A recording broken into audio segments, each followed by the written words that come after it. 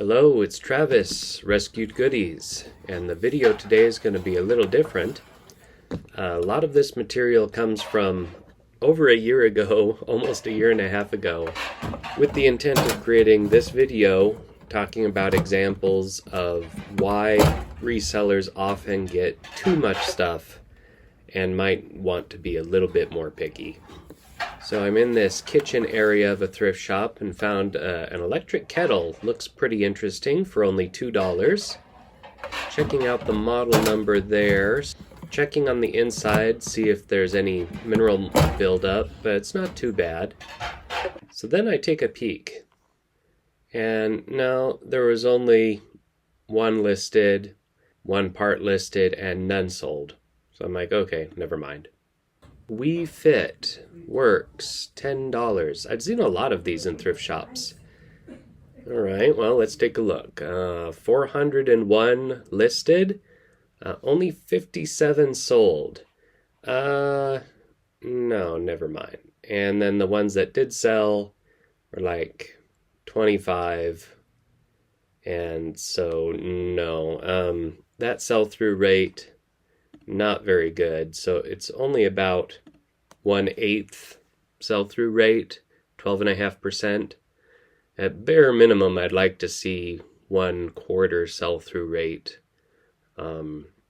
Sometimes I do go as low as 1/10, 10% sell-through rate, if it's something that's not going to take a lot of time to prepare or test or store. If it's small, it doesn't need any cleaning or testing.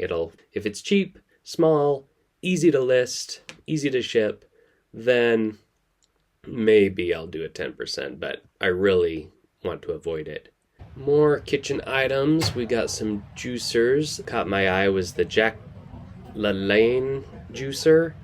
It's missing the big pulp bin, which is always the best bit. It's model CL-003. It's the parts listed, 1,600 listings, only 331. So a bit less than 1/4 sell-through rate. So not that great, and in my experience, indeed, most of the parts move slowly except for the pulp bin, which would be $20 on its own. And you can get more parts here and there, but they tend to sell slowly. I forget what they were charging for the machine, but the pulp bin was missing. And I used to pick up more of these juicers, but these days, if it doesn't have the pulp bin, unless they're practically giving away the machine, and I happen to be low on parts for that model, I'll usually leave it. Bread machines, lots of bread machines. Don't want to sleep on bread machines, but it was actually this Cricut personal electronic cutting device for arts and crafts that caught my eye. But this particular model had 313 listed and only 130 sold. It's better than 1/4 sell-through rate, better than 1/3. But, all of these $40 to $50 comps had lots of accessories. This one in the thrift shop didn't have any. $15. There just wasn't enough of a profit margin. Found these metal matching, what brand was that? Durance vacuum insulated mugs. I thought, a matching pair, that might be good. Let's take a look. All right, some sold, but for who knows how much. There weren't any listed. A couple did sell, and I don't know, maybe I should have grabbed them. There's some sort of service that can tell you what the actual sold price was on these sold comps where best offer was accepted, but I forget what it was. So if you happen to know, please comment. All right, miscellaneous houseware junk. Oh, I skipped over those hair styling products. There could have been something in there. But, pool filters, sealed packet of $4. Two listed, $20, free shipping or more shipping, none sold. Okay, never mind. Now this caught my eye. It's like, wait a minute, is this like a Japanese schoolgirl shirt from Hot Topic, My Hero Academia? It's like a hoodie without a hood. All right, this could be something. Didn't see any stains. One listed for about $35 plus shipping. One sold for about $34. And they wanted $5. This shirt was a large. Okay, so decent size, decent size. The one that's currently listed is a small, so not surprising. And the one that sold was a 4X.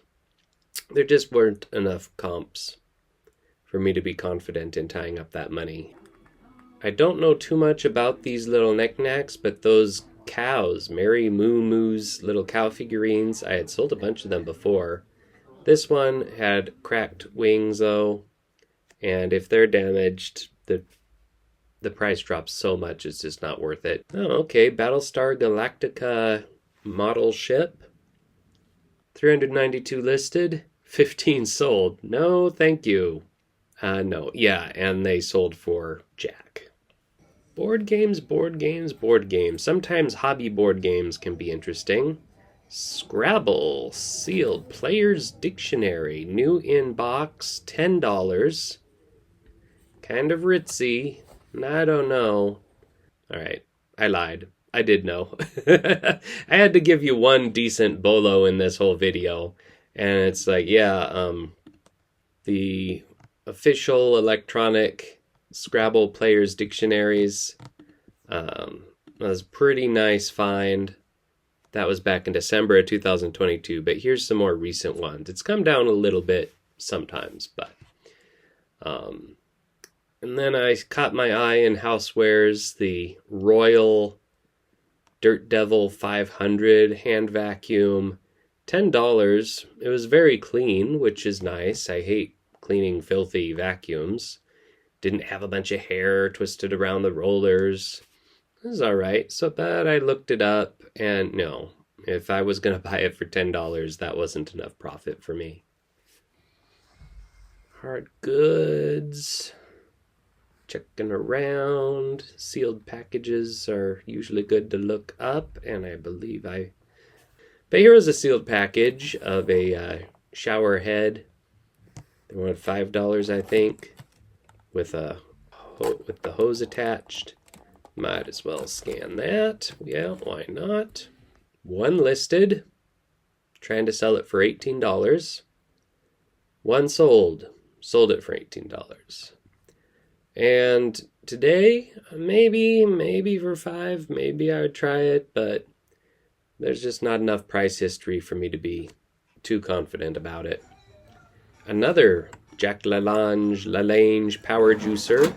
Oof. $30. It does have the pulp bin in the back, which consistently can sell for $20. And it is, I'm trying to see the model number, it is the slightly more pricey 1001 Pro model, but 225 listed, 106 results, not terrible sell-through rate, but the whole thing, even if I could sell the whole thing, that'd be with free shipping, that 84 there, and I just didn't feel like spending $30 on something I wouldn't make $30 on. I didn't get a video of this, but I ran into one of these things. Now, hot curlers, I'm getting fewer and fewer of them these days because most of what I'm finding are missing rollers or they're really gunked up with like hardened hairspray residue. But if they're in clean condition and complete, this particular model had a pretty good sell-through rate, 17 listed, 28 sold.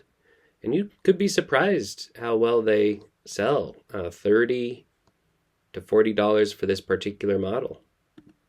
This thing looked pretty cool and could have been a mistake, except I noticed something last minute. So this is a really solid iron, like kitchen cookbook stand. Pretty nice and decorative. I almost picked it up as a personal item. They only want $4 for it. So I searched for iron cookbook stand. Saw something kind of similar. $40 they're asking, $20 they're asking, plus shipping. And in general, there were 192 iron cookbook stands with 54 sell-through. But then I started noticing something. And when I'm looking at the actual sold listings, yeah, they're pretty good dollar amounts, but wait a minute.